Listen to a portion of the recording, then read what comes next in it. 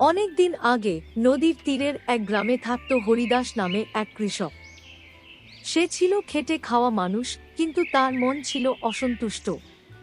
যতই ফসল উঠুক, যতই গরুবাছুর থাকুক, সে সব সময় মনে করত আরও পেলে আমি সুখী হব। এক রাতে চাঁদের আলোয় হরিদাস স্বপ্ন দেখল। স্বপ্নে এক স্বর্গীয় দেবী এসে বললেন, হরিদাস, আমি তোমাকে একটি আশীর্বাদ দেব।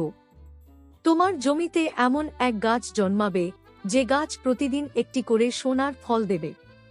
তবে মনে রেখো, সন্তুষ্ট থাকতে শিখতে হবে। লোভ করলে সর্বনাশ আসবে।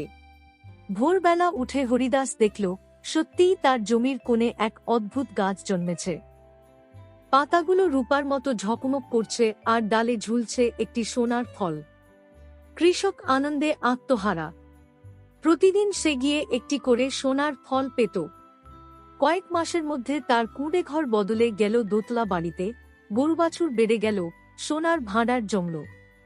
কিন্তু হরিদাসের মন শান্ত হল না।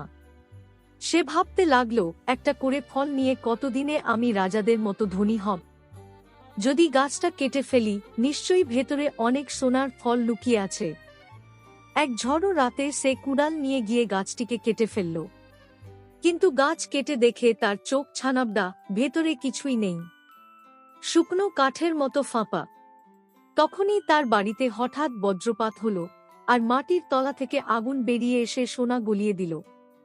মুহূর্তের মধ্যেই তার সব ধন সম্পদ ছাই হয়ে গেল।